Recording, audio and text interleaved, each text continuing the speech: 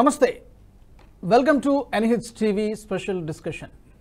Caste census కులగణన సార్వత్రిక ఎన్నికలకు ముందు ఈ యొక్క అంశం ఒక ప్రచారాస్త్రంలాగా పనిచేసింది. ఇప్పుడు కూడా మరొకసారి ఈ అంశం చర్చనీయాంశంగా మారింది. క్యాస్ట్ సెన్సస్కు ఆర్ఎస్ఎస్ అనుకూలమే అంటూ తాజాగా అఖిల భారత ప్రచార ప్రముఖ్ సునీల్ అంబేకర్ పేర్కొనడం జరిగింది. కేరళలో జరిగినటువంటి సమావేశాల్లో ఆయన చాలా స్పష్టంగా చెప్పడం జరిగింది. అయితే ఆర్ఎస్ఎస్ తన యొక్క వైఖరిని ప్రకటించిన తర్వాత ఇప్పుడు అందరి దృష్టి కూడా బీజేపీ మీద పడింది. బీజేపీ ఈ అంశంలో ఏం చేయబోతోంది? ఎందుకంటే నిర్దిష్టంగా బీజేపీ చేస్తామని కానీ పూర్తిగా వ్యతిరేకించినట్టు కానీ ఎక్కడా మనకు ఈ క్యాస్ట్ సెన్సస్ గురించి కనిపించదు. కానీ విపక్షాలు మాత్రం కాంగ్రెస్ పార్టీ రకరకాల రాజకీయ కారణాలు అయి ఉండొచ్చు, లేకపోతే మరే ఇతర కారణాలైనా అయి ఉండవచ్చు, పట్టుబడుతున్నాయి. క్యాస్ట్ సెన్సస్ నిర్వహించాలని పట్టుబడుతున్నాయి. సో ఇప్పుడు ఆర్ఎస్ఎస్ అంగీకారం తెలిపిన మీదట బీజేపీ వెంటనే ఏం చేయబోతోంది?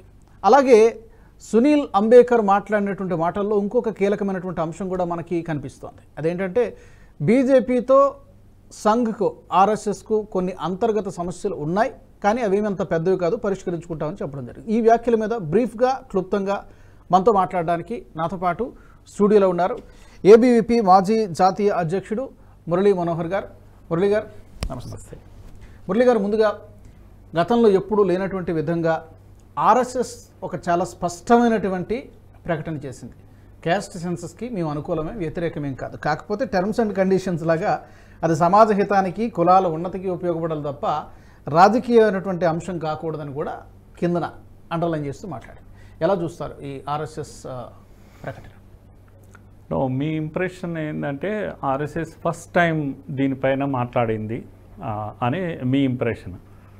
నేనేమంటున్నా అంటే ఆర్ఎస్ఎస్ పొలిటికల్ స్టేట్మెంట్స్ చేస్తూ ఉండదు ఎప్పటికప్పుడు, ఎందుకంటే పాలిటిక్స్లో లేదు కనుక. మీరు నిన్న గమనించుంటారు బహుశా ప్రెస్ కాన్ఫరెన్స్ కేరళలో జరిగినటువంటి సమన్వయ మీటింగ్స్ ఏవైతే అఖిల భారత సమన్వయం అంటేనే అన్ని సంస్థలు, ఆర్ఎస్ఎస్ అనుబంధ సంస్థలు అందరూ కలిసి కూర్చొని వాళ్ళ మధ్య సమన్వయం కొరకు ప్రతి ఏడాది కూర్చుంటారు. ఇది కొత్తది ఏం కాదు. కనుక అలా కూర్చున్నప్పుడు 3 రోజుల పాటు జరిగినటువంటి మీటింగ్లో బ్రీఫింగ్ చేస్తున్నారు, ప్రెస్ బ్రీఫింగ్ చేస్తున్నప్పుడు చివర్లో వచ్చిన ప్రశ్న ఇది. ఒక మీడియా పర్సన్ అడిగాడు కులగణన గురించి. క్లారిటీ ఇవ్వాలి కనుక సంఘం యొక్క థాట్ ఏంది దీనిపైన అనేది ప్రజలకు తెలియాలి కనుక నిన్న మొదటిసారి బహుశా ఆర్ఎస్ఎస్ అఖిల భారత ప్రచార ప్రముఖ్ వారు అఫీషియల్గా చెప్పారు. నిన్న అన్అఫీషియల్గా అక్కడక్కడ కొన్ని స్టేట్మెంట్స్ ఏమైనా వస్తే రావచ్చు, కానీ ఆర్ఎస్ఎస్ యొక్క వ్యూ పాయింట్ ఏంటి అని. ఆర్ఎస్ఎస్ వ్యూ పాయింట్ నిన్న కొత్తగా వచ్చింది కాదు. ఆర్ఎస్ఎస్ వ్యూ పాయింట్ ఏంటి అంటే ఈ జనాభా లెక్కల సేకరణ అనేది జరుగుతూ ఉంటుంది, అందులో మతగణన జరుగుతూనే ఉంది కనుక మేల్ ఫిమేల్ లెక్కలు తీసుకుంటూ ఉంటారు. ఎప్పుడు జనాభా లెక్కలు తీసుకున్నా ఆడ మగ పిల్లలు కుటుంబము ఇల్లు ఉందా లేదా, లేకపోతే లిటరేసీ రేట్, హౌసింగ్ ఎలా ఉంది, ఇలాంటివి అన్నీ తీసుకుంటారు. ఒక పెద్ద లిస్ట్ ఉంటుంది. కనుక జనాభా గణన అంటే మనుషుల లెక్కనే కాదు, 140 కోట్ల జనాభా కాదు, ఇది ప్రతి 10 ఏళ్లకు జరిగేది ఏదైతే ఉంటుందో అనేక విషయాలు తీసుకుంటారు. అందులో ఎస్సీ ఎస్టీ జనాభా కూడా ప్రతి ఏడాది వస్తుంది మనకు.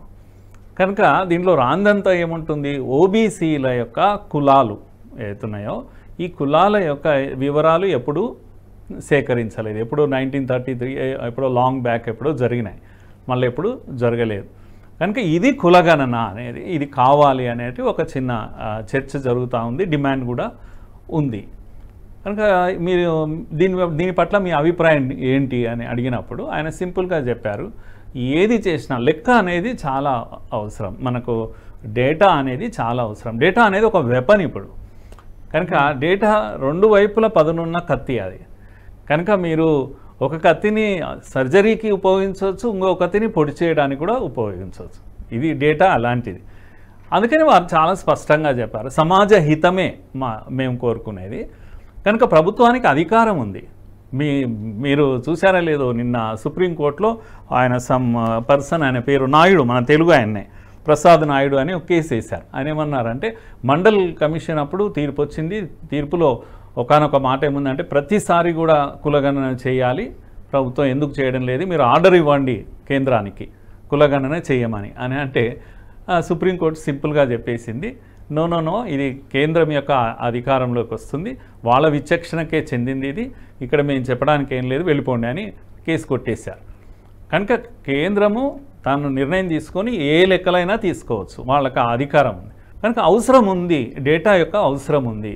సంక్షేమమే నిజమైతే తప్పకుండా సమాజ హితమే కనుక ముఖ్యంగా నిమ్న వర్గాల యొక్క డేటా ప్రభుత్వం దగ్గర ఉండడం వల్ల మీరు వాళ్ళని రీచ్ కావడానికి, ఈ యొక్క అభివృద్ధి యొక్క ఫలాలు వాళ్ళకి అందడానికి ప్రభుత్వానికి ఒక ఆయుధం, అది మంచి ఆయుధం. కనుక డేటా అవసరం. కుల గణన చేయడము తప్పు కాదు అనేది స్పష్టమైనటువంటి అవగాహన ఆర్ఎస్ఎస్కి ఉంది. చేయడం తప్పు కాదు. ఆ చేసిన యొక్క డేటా పొలిటికల్ టూల్గా ఉపయోగపడద్దు అనేది వారి యొక్క మాటల్లో వచ్చినటువంటి విషయం. అది అనివార్యం అయిపోయింది. అంటే పొలిటికల్ టూల్గా ఉపయోగపడకూడదు, బట్ ఖచ్చితంగా విపక్షాలు దాన్ని పొలిటికల్ టూల్ లాగా ఉపయోగించే ప్రయత్నమే చేస్తాయి. రాజకీయ పార్టీలు రాజకీయాలు చేస్తాయి అన్నట్టుగా విపక్ష పార్టీలు దాన్ని రాజకీయంగా ఉపయోగించుకునే అవకాశమే ఎక్కువగా ఉంటుంది, ఛాన్సెస్ ఆర్ దేర్. సో ఇప్పుడు భారతీయ జనతా పార్టీ ఎక్కడా ఒక నిర్దిష్టంగా చెప్పలేదు, మేము అనుకూలమని కానీ వ్యతిరేకమని కానీ చెప్పలేదు. అంటే స్టేట్ టు స్టేట్ బీహార్లో చేసినట్టుగా ఉన్నారు. బట్ ఓవరాల్గా ఎన్నికల ముందు క్యాస్ట్ సెన్సస్ గురించి రాహుల్ గాంధీ లాంటి వాళ్ళు డిమాండ్ చేసినప్పుడు దానికి కొంత ప్రతిఘటనే ఉంది తప్పితే మేము చేస్తామని చెప్పి ముందుకు రాలేదు. సో ఇప్పుడు ఆర్ఎస్ఎస్ ప్రకటన తర్వాత బీజేపీ ఏమన్నా దానికి వడివడిగా అడుగులు వేయడమా, ఏమన్నా ఆచితూచి అడుగులు వేస్తుందా? బీజేపీ రియాక్షన్ ఎలా ఉంటుంది? ఇంతవరకు ఏం పెద్దగా ఎక్కడ కనబడలేదు, ఎలా ఉంటుంది? రాజుగారు, ఆర్ఎస్ఎస్ బీజేపీని డిక్టేట్ చేయదు ఎప్పుడు కూడా. ఆర్ఎస్ఎస్కు తన అభిప్రాయాలు తనకున్నాయి. ఆర్ఎస్ఎస్ అభిప్రాయంలో మేజర్గా ఒక గీత గీసి చెప్పాలంటే, ఆర్ఎస్ఎస్ అభిప్రాయాన్ని మీరు చెప్పవచ్చు, నేను కూడా చెప్పవచ్చు. ఎందుకంటే ఆర్ఎస్ఎస్ ఏం కోరుకుంటుంది? హిందూ సంఘటన కోరుకుంటుంది. హిందువులు ఒక్కటిగా ఉండాలి, వీలైనంత వరకు దానికి దోహదపడే ఏ విషయాలు వచ్చినా అందుకొరకే పనిచేస్తుంది ఆర్ఎస్ఎస్. హిందువులను విభజించే ఏ చర్యను ఆర్ఎస్ఎస్ అనుమతించదు. కనుక కులగణన మరి విభజిస్తుందా అంటే విభజిస్తుంది అని ఒకవైపు వస్తుంది. కాదు, కులగణన చేయడం వల్ల హిందువులు అసంతృప్తిగా ఉండి అణగబడ్డ వర్గాలు, నిమ్న వర్గాలు వాళ్ళకు ఫలితం చేకూరినప్పుడు హిందువులు మరింత ఐక్యంగా ఉండే అవకాశం ఉంటుంది. Coin has two sides. Yes. కనుక ఆర్ఎస్ఎస్ యొక్క ఆలోచన ఏంటంటే, ఎక్కడైతే ఈ వర్గాలు అయితే అన్రీచ్డ్ వర్గాలు ఉన్నాయో అక్కడికి రీచ్ అవుతుంటే ప్రభుత్వం యొక్క హెల్పింగ్ హ్యాండ్ అక్కడికి రీచ్ అయ్యే అవకాశం ఉంది. అంటే కులగణన అవసరం. కనుక కులగణన ఎందుకు అవసరం అంటే పొలిటికల్ స్టేట్మెంట్ కాదు, ఇది హిందువులను ఒక్కటిగా ఉంచడానికే అవసరం. ఇది ఆర్ఎస్ఎస్ యొక్క వ్యూ. ఇది హిందూ సమాజాన్ని ఒక్కటిగా ఉంచాలి. కనుక ఏ సెక్షన్ కూడా వెనుకబడిపోకూడదు, చేయూతను అందించాలి అటువంటి వర్గాలకు. ఇది క్లియర్ కట్ విజన్. ఇది ఎవరు ఎన్ని పొలిటిసైజ్ చేసినా కూడా, ఎందుకంటే మీరు చూసింటారు రాజుగారు అనేక ఎన్నికల్లో ఒక చిన్న స్టేట్మెంట్ పరమ పూజనీయ మోహన్ భగవత్ గారు ఇచ్చినటువంటి ఒక చిన్న స్టేట్మెంట్ ఏది బీహార్లో, అది కూడా ఏమన్నారు, ఈ ఫలాలు అందరికీ అందడం లేదు, రివ్యూ చేయాలి. ఇది కదా వారు అన్నది కూడా అంతే, ఇదే మాట అన్నారు. ఇప్పుడు ఉదాహరణకు వర్గీకరణ విషయం వచ్చింది అనుకున్నాం. వర్గీకరణలో ఏముంది? దళితులకు రిజర్వేషన్స్ ఉన్నాయి, కానీ అందరికీ అందడం లేదు అనేదే వర్గీకరణ యొక్క సూత్రం. కనుక ఈ 75 ఏళ్ల తర్వాత, రిజర్వేషన్స్ తర్వాత సమీక్ష జరగాలి, అందని వాళ్లకు అందేటట్టు చేయాలి. ఇది ఆర్ఎస్ఎస్ యొక్క స్పష్టమైన ఆలోచన. ఇందులో మీరు ఒక మాట అన్నారు, బీజేపీ వెంటనే ఇప్పుడు ఇది అమలు చేస్తుందా అనే విషయం వచ్చింది. మీరు జర్నలిస్ట్గా మీరు అడగాల్సిన ప్రశ్నే అది. నేనేమంటున్నా అంటే, బీజేపీకి ఆర్ఎస్ఎస్ ఆర్డర్ ఇవ్వలేదు, కులగణన చేయండి, ఏ సూచన చేయలేదు, తన అభిప్రాయం చెప్పింది. అయితే మీరు అన్నట్టుగా బీజేపీ అడ్మినిస్ట్రేషన్లో ఉంది, పరిపాలనలో ఉంది. కనుక పరిపాలనలో ఉండే కష్టాలు వాళ్ళకు ఉంటాయి, ఇబ్బందులు ఉంటాయి, మంచి కూడా ఉంటుంది. ఇబ్బందులు ఉన్నా చాలా పనులు చేశారు మోడీ గారు, ఇబ్బందులు ఉన్నా 370 ఎత్తేసారు, ఇబ్బందులు ఉన్నా అయోధ్య నిర్మాణం చేశారు, ఎన్నో చేశారు, వారు చేయలేని పనులన్నీ చేశారు. కనుక ఒక వాదన కూడా ఉంది మురళి గారు, కులగణన చేస్తే మాకు కూడా రిజర్వేషన్ కావాలని చాలామంది ముందుకు వస్తారు, మరింత కాంప్లికేటెడ్ అవుతుంది, ఆ అవకాశం కూడా లేకపోలేదని అంటున్నారు. అది పాసిబుల్ ఉందా? ఆ పాసిబిలిటీ ఉందా? ఉంటుంది. అవకాశం ఏంటంటే కులగణనలో ఏం తేలుతుంది అండి, నంబర్ తేలుతుంది. నంబర్ ఇప్పుడు పాలిటిక్స్ని ఇన్ఫ్లుయెన్స్ చేసేది నంబర్ కదా. కనుక ఒక నంబర్ ఇక్కడ ఒక ఎస్సీలో 18% ఉన్నారు, 25% ఉన్నారు ఈ దేశంలో అనగానే అదొక ఎనర్జీ, అదొక బలం. కనుక దళితులు అనే పదము మళ్ళా వాడుతూ ఉంటారు. అట్లాగే ముస్లింలు మైనారిటీలు అనే పదం విపరీతంగా వాడుతూ ఉంటారు. ఎందుకంటే అదొక బ్లాక్ అన్నట్టు, ఒక ఎన్ బ్లాక్గా ఓట్లు వస్తాయని. హిందువులను ఎవరైనా హిందూ సోదరులు అని అడుగుతారా రాజకీయ నాయకులు? ఎప్పుడైనా మీరు అడ్రస్ చేశారా ఏదైనా ఒక పార్టీ? హిందూ సోదరుల కోసం మేము ఈ పని చేస్తాం, ముస్లిం సోదరుల కొరకు మేము చేస్తాం, లేకపోతే క్రైస్తవ సోదరుల కొరకు చేస్తాం, నిమ్న వర్గాల కొరకు చేస్తాం, దళితుల కొరకు చేస్తాం, లేకపోతే ఎస్టీల కొరకు చేస్తాం అని అన్నారు. కానీ హిందువులను ఎప్పుడైనా హిందువులుగా అడ్రస్ చేస్తారా? చేయరు. హిందువులను ఎస్సీ, ఎస్టీ, బీసీ ఇలా విభజిస్తూ ఉంటారు. హిందువులను ఏ రాజకీయ నాయకుడు హిందూ, ఎందుకంటే ఇది ఒక బ్లాక్. ఇది అలా చేస్తే గీస్తే ఆర్ఎస్ఎస్ ఉదాహరణకు మీరు యోగి ఆదిత్యనాథ్ గారు ఒక్కటిగా ఉంటే ఏమవుతుంది అనే విషయం చెప్పారు. అక్కడికే ఉలుకు అందరు కూడా ఎవరిని ఒక్కటిగా ఉన్నామన్నారు? హిందువులను ఒక్కటిగా ఉన్నామన్నారు. అట్లెట్లా అంటారు అని అంటే అదేం పాపమా అని? ముస్లింలను ఒక్కటిగా ఉండొచ్చు అని అనొచ్చు, ముస్లింలకే ఈ మొదటి ఫలం చేరాలి అని అనొచ్చు, కానీ హిందువులను ఒక్కటిగా ఎట్లా అడ్రస్ చేస్తారు? ఈ సెక్యులర్ కంట్రీ అని. ఇది ఈ దేశంలో ఉన్నటువంటి ఒక mind set problem, attitude problems రాజకీయాల్లో ఉన్నాయి. అందుకే రాజకీయాలు వీటిని ఎలా యూజ్ చేస్తారు, ఎలా మిస్యూజ్ చేస్తారు, ఇది ఒక్కటే సందేశం. క్వశ్చన్ మార్క్ అందరి మైండ్లో ఉంది. ఒక థిన్ లైన్ ఉంది. తప్పకుండా మిస్యూజ్ చేస్తారనే భయం కూడా అందరిలో ఉంది. ఎక్స్ప్లాయిటేషన్ అంటాం దీన్ని.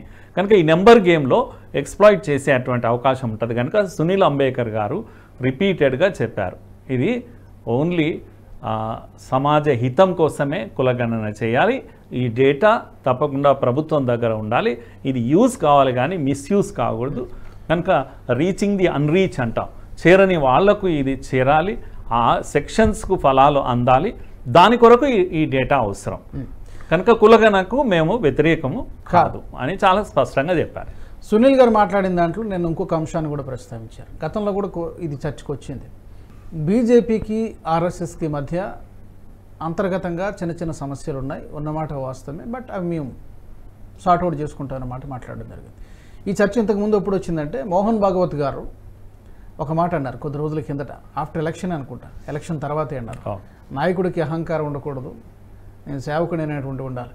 ఆ కామెంట్ని ప్రతిపక్షాలన్నీ కూడా తమకు అనుకూలంగా మార్చుకునే ప్రయత్నం చేశాయి. ఆ కామెంట్స్ మోదీ గారిని ఉద్దేశించి ఆయన మాట్లాడారన్నట్టుగా పోర్ట్రే చేశాయి. ఏంటి అంతర్గత సమస్యలు అంటే ఏంటి? ఐడియాలజికల్ డిఫరెన్సెస్ ఉండడానికి ఆస్కారం లేదు. ఏంటి ఎలాంటి డిఫరెన్సెస్ ఉన్నాయని మీకు అనిపిస్తుంది? మానవీయ సంబంధాల్లో ఎప్పుడు కూడా 10 మంది ఒక దగ్గర ఉన్నప్పుడు డిఫరెన్సెస్ ఉంటాయి. మీరు ఒక్కొక్కరు విడిగా మనం ఉంటే ఏ ప్రాబ్లం ఉండదు. కనుక ఈ ఆర్గనైజేషన్స్ సుమారుగా 40-50 ఆర్గనైజేషన్స్ కలిసి కట్టుగా పనిచేస్తున్నప్పుడు డిఫరెన్స్ ఆఫ్ ఒపీనియన్ ఉండొచ్చు, కానీ సైద్ధాంతికమైన విభేదాలు ఏమీ లేవు. మొన్న జరిగినటువంటి మీటింగ్ కూడా మీకు ఆ పదమే చెప్తుంది ఏంటి అంటే సమన్వయం అని. సమన్వయం కోసమే ఏడాదికి ఒకసారి వీళ్ళు కలుస్తూ ఉంటారు. దీనికోసం కాదు, ఈ ఇష్యూ కొరకు కాదు.